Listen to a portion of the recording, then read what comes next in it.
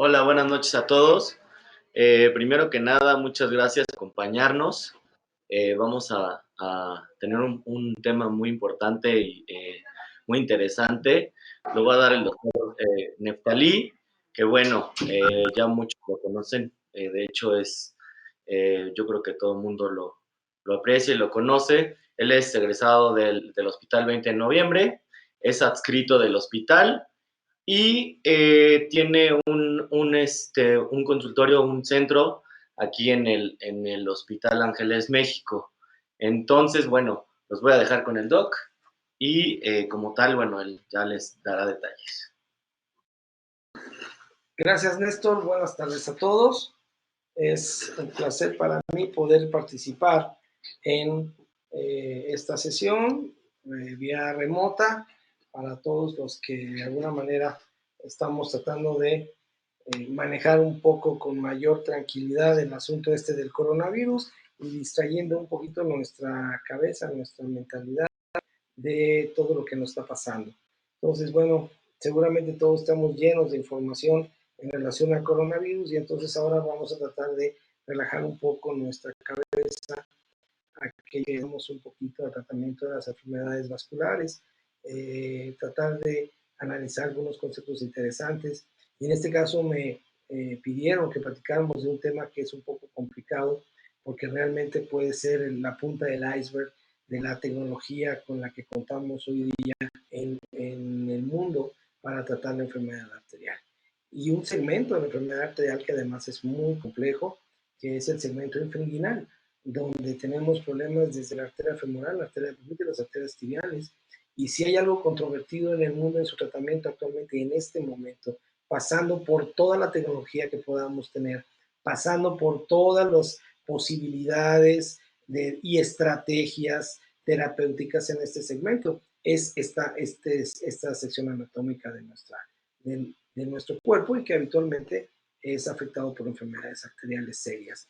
Entonces, la plática está basada principalmente en el análisis de los nuevos dispositivos con los que contamos para poder ejecutar una técnica combinada donde lo que buscamos es una disminución de esa placa que puede ser calcio o puede ser una placa de ateroma directo, esa disminución o esa, digamos, extracción parcial muchas veces de esas placas, las cuales pueden ser posteriormente en combinación con tecnología remodeladas y generar una opción de perfusión adecuada. Entonces vamos a empezar con la plática. Vamos a compartir ahorita la conferencia. Y el título de la plática es precisamente aterectomía y valor medicado. ¿Cuál es la utilidad actual de esta combinación, de este binomio? Bueno, para poder entenderlo tenemos que revisar algunos datos interesantes y recordar que la primera angioplastía la hizo el doctor Charles Dotter en 1964 en una paciente cuyo nombre era esa isquémica con gangrena seca de 3 dedos. Él hizo una angiografía y hizo la dilatación con un balón y bueno, pues esto fue hecho el 16 de enero del 64 y posteriormente la paciente murió 3 años después de una falla cardíaca, pero con la arteria que fue tratada permeable. Y esto es algo de lo cual nosotros debemos sentirnos muy, muy interesados porque prácticamente es el origen real lo que nosotros hacemos. A manera de introducción tenemos que recordar que la enfermedad arterial es una pandemia global de enormes proporciones. Entre el año 2000 y el 2010 se incrementó en la población en el mundo más del 12.6% y la prevalencia de la enfermedad se incrementó al doble prácticamente en el mismo periodo. Por un lado, todos sabemos que la cirugía endovascular es de alguna forma nuestra primera opción para tratamiento de esta enfermedad. La cirugía endovascular se ha convertido en relación a su análisis estadístico y su ubicación en todas las guías de buenas prácticas en el mundo, en general como la primera opción. Es difícil hoy día, sobre todo, solo que nos apeguemos a clasificaciones muy estrictas, muy específicas, que dejemos la cirugía endovascular como una opción diferente a lo que sería la primera. El tratamiento endovascular en pacientes con enfermedad arterial, una angioplastía percutánea, puede evitar las amputaciones mayores hasta el 95% de los pacientes. La falla también es alta y esto es un factor que vamos a considerar más adelante cuando se considera que puede ser hasta de casi del 33%. Hay pacientes donde no fue posible realizar ningún procedimiento y hay pacientes que también uno tiene que decidir y que tiene que entender que van a ir a una amputación mayor de primera intención en un porcentaje que puede ir hasta el 5%. Al año, cuando utilizamos el salvamento de extremidad, hablando de la terapia endovascular, cuando tenemos un vaso con flujo directo a la lesión, podemos tener un buen resultado en más de la mitad. Si abrimos un solo vaso, podemos tener un resultado en el 73% bueno. Si abrimos dos, puede llegar al 80%. Y si logramos abrir los tres, podemos tener un 83% de éxito en este tipo de pacientes. Por otro lado, los objetivos de revascularización en un paciente con discrítica tienen dos aspectos fundamentales. Una revascularización completa que dice que un vaso es mejor que cero, dos o tres vasos es mejor que uno, y evidentemente las arterias tibiales son mejores que la arteria peronea, pero hay pacientes que nada más tienen la peronea o que nada más podemos llegar a la peronea, entonces tenemos que tener muy claro que finalmente el vaso que podamos revascularizar con las mejores técnicas y con la mejor estrategia va a ser aquel que va a ayudarnos para hacer que ese paciente mejore su condición clínica, mejore su esquema crítica y por supuesto que salve la extremidad. Ahora, cuando nos relacionamos esa revascularización a pacientes que tienen una herida, pues hay que ver siempre la idea de que la revascularización directa por derivación o angioplastía siempre va a ser mejor que una revascularización indirecta. A pesar de los avances tecnológicos en la revascularización endovascular, el segmento infrainguinal presenta resultados de permeabilidad a largo plazo que no son óptimos a veces, se consideran subóptimos. El uso de stents no ha demostrado el mismo resultado en las arterias coronarias o en las arterias ilíacas, donde sabemos que son muy buenos, relacionado entonces al segmento infrainguinal, donde la evidencia demuestra una permeabilidad y durabilidad adecuados en el segmento coronario o ilíaco, y sin embargo, en las arterias distales, de alguna forma, esta permeabilidad es mejor, colores estadísticamente distintos en el segmento infrainguinal. Entonces, de otra forma dicho, este asunto es los stents bien implantados en una coronaria o en una ilíaca van siempre mejor que los stents que ponemos debajo de la ingle. Y para ello hay razones. Y esto es lo que nos mete en este escabroso tema de pensar en lo que puede ser una aterectomía combinada con un balón.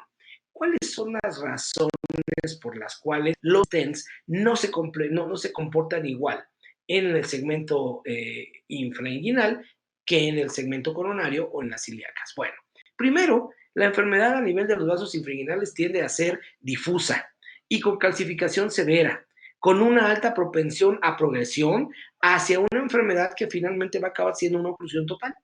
Los vasos periféricos son sujetos de una serie de fuerzas biofísicas complejas que van a modificar stenting y cualquier otra estrategia endovascular. La tercera razón es que las plataformas actuales, por más modernas que sean, en este momento todavía no están diseñadas para resistir esas fuerzas biofísicas complejas. Y entonces, ¿qué pasa? Que esto resulta en fracturas de los stents, en separaciones de los traslapes de los stents y por supuesto que en una restenosis de los stents. Existe un grupo que no es tan pequeño de compañeros médicos, radiólogos, cardiólogos, cirujanos vasculares, que todavía utilizamos a la angioplastía solita como una forma de tratamiento. La angioplastía es una estrategia primaria muchas veces para revascularización de la región infrainguinal. Evidentemente, todos también sabemos que la angioplastía solita es una técnica muy efectiva, tal como lo hizo Dotter en el 64, pero va asociada a una alta tasa de restenosis, específicamente en quienes, en pacientes que tienen lesiones largas. Y esto tiene mucho que ver con el ser estrictos al momento de elegir el paciente para poder someterlo a un tratamiento endovascular. Es decir, hace muchos años ya también se publicó el TASC, una clasificación anatómica, pero que de alguna forma sigue teniendo, a pesar de tanto tiempo, mucha razón en algunas indicaciones representadas como un nivel de evidencia. Entonces, una lesión obstructiva larga, un TAS-D, pues no le va a ir tan bien si hacemos solamente una angioplastía. Entonces, de ahí que esto ha favorecido al uso de muchos dispositivos cuyo objetivo final es favorecer una reducción en el calcio o en la placa en las arterias de estos pacientes, sobre todo en el sector infrainguinal. Y esto se conoce como técnicas de booking, técnicas de disminución, técnicas de disminuir o de alguna manera de reducir, una técnica de reducción del calcio o de la placa en esos pacientes con la finalidad de que posteriormente esto tenga un mejor resultado utilizando un balón medicado, un stent medicado o solamente el balón medicado, sin ocasión de no medicado o medicado. La tendencia actual es ir a buscar una angioplastía posteriormente a una buena aterectomía con la que sea suficiente y entre menos stents dejemos en este segmento, en teoría la permeabilidad debe mantenerse con TLRs adecuados y sobre todo tratar de evitar dejar un material ajeno finalmente a lo que en el paciente en relación al uso de los stents. Entonces, la aterectomía se ha convertido en un factor adyuvante muy importante para repermeabilizar una arteria obstruida. La aterectomía la clasificamos como una aterectomía orbital, como una aterectomía fotoablativa, como una aterectomía que puede ser rotacional y aspiracional, como una aterectomía excisional, como una aterectomía direccional.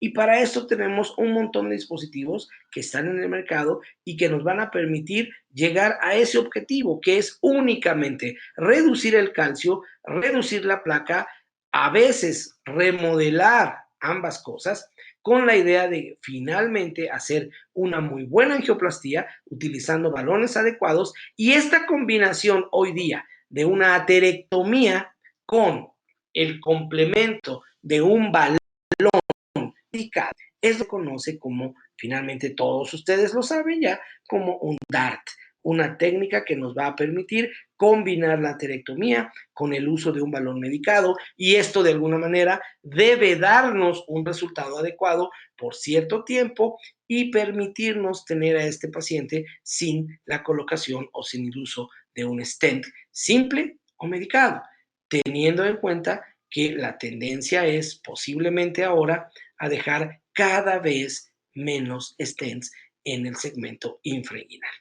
Entonces, esta tabla que les muestro, les estoy mostrando cómo existen dispositivos que son interesantes y no todos, por supuesto, ya vamos a platicar de otros por ahí más adelante, pero son dispositivos que tienen los nombres específicos que ustedes ven ahí, como el Crosser, el Wildcat, el Kitty Cat 2, el Ocelot, el Pad, Runner, el Viance, todos son dispositivos que tienen un mecanismo de acción diferente. Por ejemplo, el Crosser tiene un mecanismo de acción a través de ondas de alta frecuencia que vibran y cavitan la placa. Y esto es bueno porque muchas veces el reconocer tejido que no es una placa o no es calcio permite evitar algunas de las complicaciones que se pueden presentar con estos dispositivos, como la perforación, por ejemplo, como es la ruptura de la arteria, como es la disección de la misma arteria. El Wildcat es un mecanismo rotacional, lo mismo que el Kitty Cat o el Ocelot, pero de alguna manera, por ejemplo, el Ocelot ya vamos a ver que tiene una guía óptica que puede permitirnos guiarnos a través del vaso, a través de esa lucecita que se genera como si fuera un iBus, pero esto es una guía óptica que nos puede mejorar esa vía y quitar ese exceso, esa opción que tiene el vaso. Por otro lado, el Chupat, ya viejito, lo conocemos bien también aquí en México, es una rotación mecánica que permite a través de una punta de diamante o cubierto de diamante en promedio a 13,000 vueltas o revoluciones por minuto, mejorar y trabajar las longitudes de obstrucción que son importantes. El front runner es una microdisección, son unas mandíbulas, son unas estructuras que están articuladas y que permiten trabajar en esa placa abriendo y cerrando y despegando, mordiendo, pues quitando el exceso de placa que nos va a permitir tener una vía de acceso. Y el VIANS, por otro lado, es un dispositivo que tiene un perfil bajo, que tiene una forma de rotacional también y que va a permitir el mismo efecto. Ahora, todos estos dispositivos han sido estudiados con diferentes trials que les muestro ahí, el Patriot, el Connect, el Reopen, el EpiFast, etcétera. Todos son estudios que han avanzado de alguna manera, algunos con más, otros con menos pacientes, y también les muestro ahí la utilidad de cada uno de estos dispositivos y también el rango y porcentaje de complicaciones, así como las longitudes de trabajo que se puede tratar con estos dispositivos. Y por otro lado también los introductores, los cuales son compatibles, que ustedes pueden ver ahí que prácticamente todos son 5 y 6 French. No tenemos un dispositivo que vaya por abajo, por lo menos en este momento, y por supuesto que las guías a través de las cuales se colocan son básicamente 0.14 casi todas, por ahí hay uno 0.35, un 0.18, pero en general todas son guías específicas que veces son recuadros del fabricante para colocar el dispositivo. El cáncer es esto, ustedes lo conocen, muchos hemos utilizado este dispositivo para abrir lesiones distales, popliteas, femorales, a veces un poco más temerariamente nos metemos a las tibiales y si se puede y el dispositivo lo permite, pues hacer una vía de entrada que después debe ser tratada en complemento para esto. El Wildcat es un dispositivo que no, por lo menos en lo que a mí respecta, no lo he visto en México. La fabrica una empresa que se llama Avinger, tiene 3 dispositivos, el Wildcat, el Kitty Cat y el Ocelote, son diferentes todos y de alguna manera ahí lo están viendo, la empresa que lo hace. El Ocelote es interesante porque tiene esa especie de guía luminosa, de guía lumínica que va permitiendo que cuando vamos trabajando dentro de la arteria evita que se nos acode, que se nos mueva, que se rompa, etcétera, etcétera, etcétera. Este es el Wildcat, es un dispositivo similar, una cabeza móvil, es rotacional, que va a permitir ir limpiando, perforando, trasladando, etcétera, etcétera, y de alguna forma, pues esto nos va a permitir hacer el tratamiento inicial de estas lesiones largas, obstructivas, calcificadas, en los cuales no es tan fácil pasar una guía con una técnica, ya sea de disección subintimal, a veces se puede hacer anterógrado, a veces se puede hacer retrógrado, a veces hay que usar los dos y a veces con todos los dos no se puede pasar. Entonces, todos estos dispositivos son útiles para ello. Ese es el Kitty Cat, también lo que les decía, es un diferente dispositivo de cruce, también es de la misma empresa y forma parte de esta familia de los 3 catéteres, de los cuales hasta este momento no creo que no los tenemos disponibles en México. El TUPAT. El TUPAT es un catéter de Boston Scientific que de alguna manera es más viejito que el que tenemos ahora, que todos conocen, ya muy usado y con el que se ha hecho mucha experiencia, que es el Jetstream. Pero el TUPAT, esta fue la primera forma que conocimos, que usamos, esa punta especial de ese diamante que es adecuado, del cual está cubierto y que de alguna manera nos permite ir haciendo una mejor vía de entrada para estos vasos que están totalmente ocluidos. Después del TUPAT, Boston nos trajo el Jetstream, que todo el mundo sabemos que es un catéter excelente, que es una forma de tratamiento muy adecuada para lesiones largas, para lesiones que de alguna forma. El TUPAT es un catéter que sí lo teníamos disponible en México, creo que de alguna manera nos fue presentado y tuvimos la oportunidad de usarlo en algunas ocasiones. Sin embargo, por algún motivo, no sé por qué en este momento, tal vez por no juntar pues, una acción más o menos similar, Boston decidió que ahora lo que tengamos por parte de ellos es el Jetstream, que es un catéter muy adecuado y que de alguna manera tiene resultados favorables. El Rotarex es un dispositivo que nos permite a través de una fuerza mecánica circular tratar de alguna forma de ir generando esa apertura de esos vasos sanguíneos bueno, pues de esos vasos sanguíneos tener de alguna forma la posibilidad de ir mejorando esa apertura y con los riesgos que ya conocemos, se puede perforar, se puede romper, puede haber sangrado, puede haber un hematoma, puede haber una embolización, puede haber una trombosis incluso, etcétera, etcétera, etcétera. Entonces, es otra de las opciones que tenemos. El Phoenix es un sistema que a mí en lo personal me gusta, posiblemente es el que más he utilizado recientemente y creo que de alguna manera es un sistema que nos permite tratar lesiones calcificadas, nos permite tratar de alguna manera lesiones largas y esto de alguna forma, una vez que ha pasado una guía, puede ser de suma utilidad para poder realizar el procedimiento y complementar.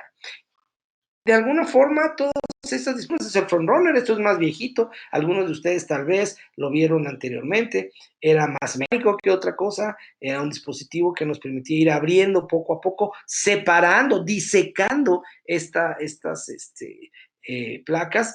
Fue de uso coronario inicialmente, después tuvimos la posibilidad de usarlo en la parte periférica bueno, pues de alguna manera también vimos resultados no como hubiéramos querido, pero era una etapa inicial donde esta microdisección de Roma que se generaba con el frontrunner también nos fue dando una posibilidad para hacer una aterectomía. El Vians es un catéter también interesante, no está disponible en México, pero es un catéter que de alguna forma también tiene esa función que es importante. Y de alguna manera pudiese ser el previo a hacer un tratamiento complementario en este segmento anatómico donde tenemos este tipo de problemas. Finalmente les quería platicar un poquito del Jetstream, es un catéter que tiene Boston Scientific, que lo usamos mucho en el Hospital 20 de Noviembre, yo no trabajo mucho con él, ya les dije que yo habitualmente prefiero usar Phoenix por cuestiones de ir modificando y de ir combinando los diferentes dispositivos, pero el Jetstream es un catéter interesante porque fue sometido a varios estudios. Uno de ellos fue específicamente con calcio, donde muchos de los pacientes que se trataron en este estudio, en este trial, eran diabéticos, con calcificaciones severas, y bueno, en relación a los resultados del Jetstream con en este estudio que era específicamente calcio, el resultado fue bueno, se tuvo una buena permeabilidad con la terapia adyuvante una vez que se logró hacer una buena aterectomía y posteriormente el uso de algunos balones medicados. El otro estudio que avala el uso del Jetstream es el Jet Registry, que de alguna manera también se utilizó para demostrar la permeabilidad, por lo menos al año, del Jetstream en este tipo de pacientes, una posibilidad de embolización baja, sobre todo distal, y sobre todo, pues tener algunas lesiones que pudiesen ser viables y con un seguimiento adecuado. Entonces, por ejemplo, en este estudio de Jetstream al año, ellos demostraron una permeabilidad muy buena, alrededor del 77.2%, y mostraron un vaso libre de un TLR del 81.7%, que eso fue bastante, bastante satisfactorio.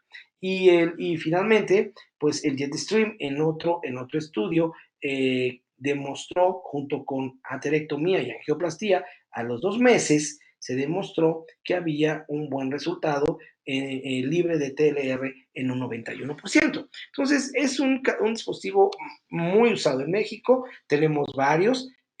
Yo creo que el más usado actualmente es Jetstream, en segundo lugar seguramente Phoenix, y por ahí los más viejitos como puede ser el Crosser y algún otro por ahí de los que tenemos disponibles para trabajar. En esta imagen les quiero demostrar lo que representa todas las terapias para el segmento, y ustedes pueden ver ahí, perdón, para el segmento femoropopliteo, y ustedes pueden ahí una cosa muy interesante, porque la gráfica nos muestra desde la angioplastía solita, el uso de los stents estándar de nitinol, luego los stents recubiertos, luego los stents con droga, luego el famoso stent mimético que ustedes conocen perfectamente, finalmente la ectomía con todos estos dispositivos que hasta el año de publicación de esto eran los que se utilizaban. El Turbo Hawk, que fueron los primeros, el Diamondback, el Jetstream y el Celo, que era Spectranetics, que no lo tenemos en México, etcétera, etcétera. Y entonces la idea es ver cómo todos tenían permeabilidades que no eran tan malas comparado con una angioplastía solita. 33% una angioplastía, luego venían los permeabilidades hasta vinieron los stents cubiertos, luego los balones, los stents, perdón, con droga, luego vean el supera y luego la aterectomía.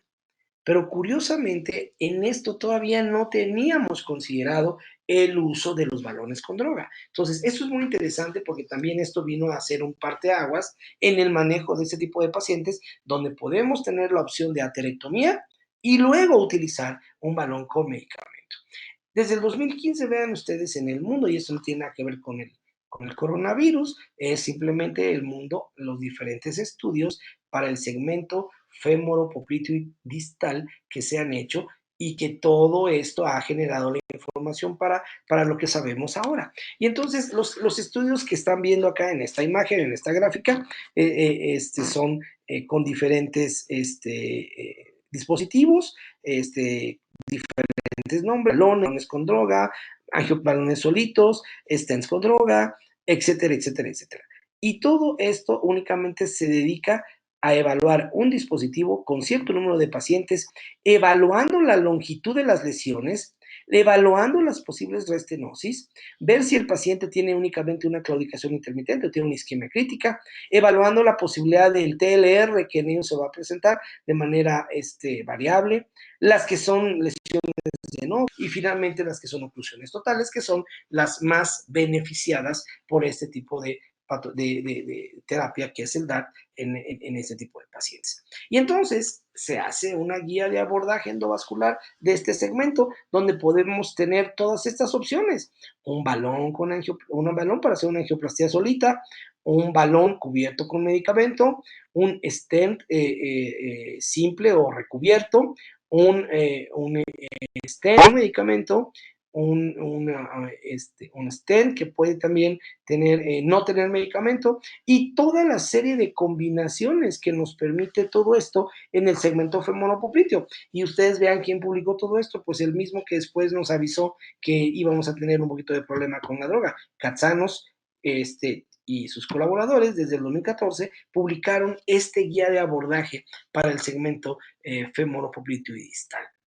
La probabilidad de un buen resultado a largo plazo de esto tiene que ver con restenosis o tiene que ver con los pacientes que se mantienen libres de una lesión que amerite una revascularización. Y entonces aquí viene la otra situación donde las restenosis se van a manejar a veces con balones con medicamentos, ahí ya está considerado, con stents con medicamentos, con stents cubiertos, con stents que tienen algún medicamento específico. Con eso, Nolimus, que lo consideran distinto a los stents que tienen paclitaxel, los stents simples y evidentemente una angioplastía solita. Y ustedes están viendo ahí el rango acumulativo de probabilidades en porcentajes en relación a restenosis y aquellos que se van a quedar también libres de una lesión o de ameritar una revascularización de esa lesión en el tiempo. Lo que mejor resultado demostró fue el uso de los balones con tenemos aquí la opción. Si en este análisis de Katsanos el uso de los balones con medicamento se demostró que era bueno para mantener a un paciente libre de restenosis y con un I libre o un TLR muy bajo, entonces no hay razón para no usarlos, aunque después, y lo pongo en el artículo abajo, el año pasado ustedes saben perfectamente lo que sucedió en enero, donde él habla de un riesgo de la acción del paclitaxel, cosa que ha sido debatida en todo el mundo. En México, muchos de nuestros compañeros se han dedicado nada más a estudiar, a analizar esta situación y en el mundo, por supuesto que también, para ver realmente qué tanto esto es real o no. En mi práctica, tanto institucional como privada, nunca he visto todavía un paciente que se muera por usar un balón con droga, pero tal vez no estamos haciendo un seguimiento adecuado, o por lo menos en el grupo de pacientes que tal vez yo no he visto esta situación. Pero entonces esto nos lleva a finalmente a entender que eh, la situación que se está manejando hoy día es tratar a este grupo de pacientes con una obstrucción completa o casi completa de la arteria femoral, con un sistema de aterectomía, el que ustedes quieran, el que ustedes gusten, y después complementar ese tratamiento con un balón medicado. En lo personal, me gustan los balones medicados que se llaman leg flow, y el leg flow es un balón no tan viejo, pero sí reciente en México, tendremos un año con él tal vez. Es un balón que puede tener medidas desde muy pequeñas para balones tibiales hasta 8 French, o hasta 8 milímetros, perdón, en la parte proximal. Nos permite utilizar primero el sistema de aterectomía que ustedes quieran y luego complementar esa aterectomía con el uso de este balón. Y en lo personal me parecen balones adecuados. Los que tenemos aquí, todo el mundo los conocemos. Es difícil desde el punto de vista de Boston, todo el mundo sabe que hacemos Ranger, el punto de vista de otros sistemas, todo el mundo los conoce. En lo personal, el ECFlow me parece un adecuado y creo que de alguna manera puede ser una opción en este sentido. Entonces, esto es lo que me pidieron que platicáramos hoy, el uso de la aterectomía con un balón con droga y de alguna forma, pues, tener una opción para el tratamiento de estos pacientes. Pues si no hay alguna otra cosa, Néstor. Vamos a empezar con las preguntas. Si tienen preguntas, por favor, escríbanlas y ya el doc las estará respondiendo. Se recomienda predilatación posterior a la aterectomía con balón simple para utilizar balón medicado. Fíjate que esto es interesante porque en teoría sí. Si tú haces una aterectomía bien hecha y recuperas la luz del vaso que esté por ahí entre el 60-70% de luz recuperada con la aterectomía, para moldear esa estructura y ajustar toda esa placa que se desprendió, es recomendable hacer un balón previamente sin medicamento. Eso evidentemente le llamamos preparación del vaso. A veces lo hacemos en relación a uno, arteria-balón, y después utilizamos el balón con medicamento. ¿Este tipo de procedimientos son frecuentes? Lo que realmente es frecuente es encontrar este tipo de pacientes con arterias muy enfermas y con oclusiones muy largas. En realidad, si tú me explicaras o si tú me preguntaras cuántos procedimientos de esta naturaleza hacemos, no son muchos. ¿Por qué? Porque son procedimientos que ameritan una cantidad importante de tecnología. Entonces, requieres un aterotomo, que no son nada baratos, requieres que ese aterotomo, que ese sistema realmente pueda entrar en ese vaso y hacer el trabajo que tiene que hacer, y después complementar preparando el vaso con un balón, el que se requiera, y después dejando un balón con medicamento. Entonces, si esto fuese frecuente, diríamos que sí, si tuviésemos todos la tecnología de una manera uniforme. Pero si hablamos de costos y todo esto, creo que no ocupan un porcentaje muy alto de la práctica diaria que hacemos. Ok. Sergio Omar pregunta, ¿hasta qué longitud de oclusión es viable realizar la aterectomía? Híjole, mi querido Sergio, una pregunta muy interesante. He visto gente trabajar oclusiones totales de toda la femoral o de toda la poplitea, siempre y cuando puedas tener acceso a la arteria. En general, oclusiones de 20, 25 o 30 es viable tratarlas. Todo depende si tú logras pasar una guía que soporte el dispositivo. La mayoría de estos dispositivos, el Jetstream, por ejemplo, el Phoenix, por ejemplo, requieren que tú pases una guía. Si tu guía pasa y tienes opción a la parte distal, entonces seguramente puedes hacer la longitud que tenga problema tu paciente. Otra pregunta, ¿cuál es el tratamiento médico posterior a la esterectomía y angioplastía? Esta pregunta es extremadamente importante y extremadamente útil. ¿Por qué?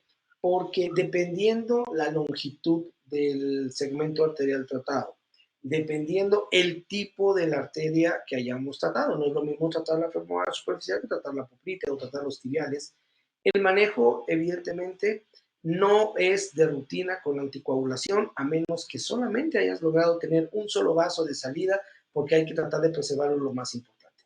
Pero lo que sí debe ser de rutina es el uso de antiagregación, tal vez doble antiagregación, dependiendo de lo que tengamos que hacer, incluyendo por ahí medicamentos como el silostazol y, por supuesto, que el uso de estatinas, que es lo que realmente ha demostrado en un paciente con oclusión total un mejor resultado a mediano y largo plazo. Entonces, la idea es el que lo requiera por indicación específica, anticoagulación, más antiagregación y el uso de estatinas. No hay duda que eso tiene que ser así. Otra pregunta, Doc, ¿cuál es el criterio para elegir entre balón o stent medicado? Es complicado esa respuesta y te voy a contestar en base a lo que me tocó vivir en el hospital. En relación a esto, muchas veces cuando uno hacía una atelectomía y hace una angioplastía y queda una restenosis, una estenosis subóptima, es decir, arriba de un 30%, entonces pensábamos que el balón solito podría resolverlo, pero muchas veces nos vimos en la situación de que se hacía el balón que tenía un medicamento y no lográbamos llevar esa arteria a un diámetro óptimo. Entonces colocábamos un stent. En realidad, las indicaciones para hacer un stenting de cualquier arteria van a seguir siendo las mismas. Que haya una disección, que tengamos un gradiente arriba del 30%, que tengamos alguna otra lesión asociada, que sea una lesión muy larga, etc.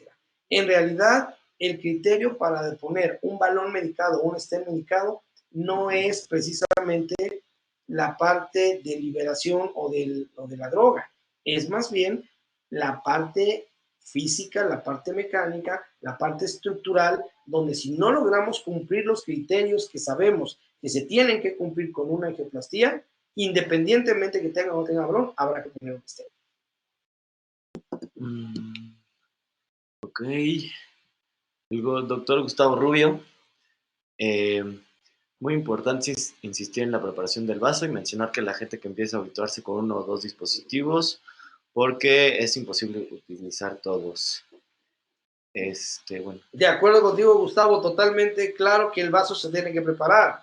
Independientemente del sistema de aterotoma que utilices, estamos de acuerdo. Primero un balón específicamente diseñado para preparar ese vaso y posteriormente la colocación del balón con medicamento o el stent con medicamento o lo que tengamos que usar. Y evidentemente la curva de aprendizaje se va haciendo con uno o con dos. Por eso comenté que en mi práctica personal, muchos de los que ya no están disponibles fueron utilizados. Específicamente tuve mucha experiencia con el Turbo Hawk, el Silver Hawk, que después fue el Hawk One, en eso hicimos mucho, y ahora con Phoenix, mientras que mis compañeros usan muchísimo el Jetstream y creo que la experiencia se va complementando con un par de dispositivos donde puedes hacerlo y el resultado debe ser muy bueno. Ok, Amelia te pregunta, Doc, ¿Crosser o Jetstream? Diferentes dispositivos, creo que cualquiera de los dos puede ser útil si logras pasar una guía primero. En la experiencia de nuestro equipo, usamos ambos, pero creo que más el Jetstream que el Crosser. Sin embargo, no quiere decir que uno sea mejor que otro. Creo que cada paciente es diferente y la elección va a determinar de muchos otros factores, no nada más la imagen geográfica o lo que tengamos, sino hay otros factores que determinan cuál uno o cuál otro vamos a usar. Iván te pregunta, Doc, ¿cuál es el tiempo de angioplastía con balón medicado posterior a usar el aterotomo? En promedio no debemos superar los 3 minutos, que es lo que la gente habitualmente nos comenta, lo que dicen los libros, los artículos, en relación al tiempo que se tiene para dejar que se libre la droga Ok. o el medicamento. Roberto García te pregunta, ¿cuál es el criterio para elegir entre balón o stent medicado? El criterio como tal no lo da el medicamento, lo da la estructura arterial y la conformación geométrica de la arteria que haya quedado después de haber complementado o de haber completado el tratamiento. Si con el balón la arteria cumple los criterios que sabemos que tiene que tener para generar una hemodinamia correcta, quedamos con balón. Si aún con el balón la arteria no cumple los criterios mínimos necesarios para mejorar la hemodinamia del vaso, hay que poner un stent. Ok, la siguiente pregunta es de Julio Torres. ¿Cuáles serían las contraindicaciones absolutas del DART o en quién no es recomendable? Esto es una pregunta interesante porque tiene mucho que ver con condiciones propias de cada paciente. Muchas veces en pacientes que tienen algún tipo de padecimientos que ameritan el uso de inmunosupresión, no se recomienda tanto. En pacientes que tienen heridas grandes de origen vascular, tampoco es muy recomendable el valor del uso con medicamento porque puede alargar el tiempo de cicatrización de las heridas. En pacientes que tienen alergia a alguno de los componentes que se colocan tanto al excipiente como al propio medicamento de los balones, tampoco se recomienda su uso, etcétera, etcétera. Como absolutas serían básicamente esas tres: la alergia, el que tengan algún tipo de inmunocompromiso y algún tipo de herida que sea grande y que tengamos la duda de que a pesar de una buena perfusión, por el medicamento podemos tener problemas para cicatrizar. Ok. Karen Moreno te pregunta, ¿qué tipo de guía es recomendada para este tratamiento? Depende mucho, Karen, porque cada dispositivo tiene sus indicaciones propias, pero en general los sistemas o las plataformas 018, 014 pueden ser útiles para cada uno de esos dispositivos. Ectotomías tibiales y cuándo. Los vasos tibiales son los vasos más complicados de tratar por sus diámetros y por la gran calcificación, sobre todo en los pacientes diabéticos que vemos todos los días. Si tenemos un vaso tibial obstruido totalmente, creo que es una indicación adecuada para usar un sistema de aterectomía, siempre y cuando sea el correcto en el vaso que estamos tratando. Si tenemos un paciente que no tiene una gran calcificación, pero que tiene una obstrucción, digamos, crítica, también es posiblemente un candidato a usar una aterectomía en relación de tratar de abrir eso únicamente con un balón, porque tenemos un altísimo riesgo de ateroembolismo. Entonces, esto nos lleva a otra situación. Si vamos a usar un sistema de aterectomía para vasos tibiales, debe ser aquel que nos permita aspirar. Y hay uno o dos que nos permiten hacer eso. Si vamos a usar un sistema que no sea aterotomo, entonces, de alguna manera, preferible utilizar un sistema de protección, un filtro de protección distal para evitar ese ateroembolismo que nos puede generar el hacer una angioplastía solita sin tener una de aspiración previa. Entonces, el vaso tibial va a variar cómo lo tratemos. Yo creo que depende mucho si es mucha calcificación, si es mucha placa, si es una estenosis crítica o si son ambos. En ese sentido, el tener la posibilidad, si es por una angioplastía solita, un dispositivo de protección distal, y si no, tener un aterotomo que nos permita ir absorbiendo, recuperando todo el material que se va desprendiendo. Creo que de alguna manera el mejor resultado, cuando se puede, es una aterectomía previa y luego un balón, en el caso de vasos tibiales. Ok, Rodrigo te pregunta, ¿requieres guías de alto soporte para navegar? Si vas obviamente a tratar de hacer el paso de la guía, empezamos a veces con una plataforma 018 y ya la industria te da muchas opciones de gramaje mediano, alto, bajo, de soporte, de empujabilidad de la guía. Entonces, en realidad, no necesariamente tienen que ser de alto soporte. Con que tenga el perfil adecuado para poder navegar y pasar la lesión, lo cual te permita pasar el aterotomo, es suficiente. No necesariamente tienen que ser guías de alto soporte como para otro tipo de arterias. Estamos hablando de arterias distales. Ahora, oblitea o femoral, a veces, en algunas condiciones muy específicas, con condiciones de grado de calcificación, puede requerir alguna guía de un soporte mayor. Pero en general, una guía hidrofílica con un soporte mediano puede ser útil para estos vasos, para atravesar la lesión con un buen catéter, simplemente hacer una buena técnica de cruce de la lesión. Porque bien hay otros problemas. Una guía de alto soporte también puede disecar, también puede generar un problema de ruptura, etcétera, etcétera. Entonces, cada paciente es diferente y creo que la guía se va a adaptar en relación a lo que estés viendo, a lo que estés encontrando en tu estudio inicial. Johnny, te he preguntado cuál es el tamaño mínimo del vaso para usar una telefonía.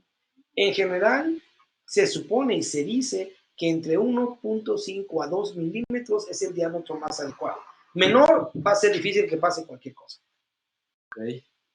El doctor Gustavo Rubio te pregunta, ¿qué recomiendas para seguimiento, supongo? Buena pregunta, Gustavo, pero todo el mundo sabemos que hoy día el ultrasonido nos va a permitir hacer seguimiento muy seguro de estos pacientes. A veces, cuando tenemos que hacer alguna reintervención, incluso hoy día podemos hacerlo directamente con ultrasonido, guiado por ultrasonido. Las angioplastías, la colocación, a veces incluso de un stent con ultrasonido, nos es útil. En lo personal, para mí el ultrasonido es mi primera opción. Bueno, si no hay alguna otra cosa, les agradecemos mucho el grupo Levet que se hayan conectado. Muchas gracias, doctor, por su tiempo, por la charla, que me pareció que está excelente. Todo el mundo le está agradeciendo ahí. Muchas gracias y bueno, estén pendientes, vamos a tener más webinars. Muchas gracias por conectarse y saludos a todos. Hasta luego. Saludos a todos, que la pasen bien y a seguir guardados en la casa un rato.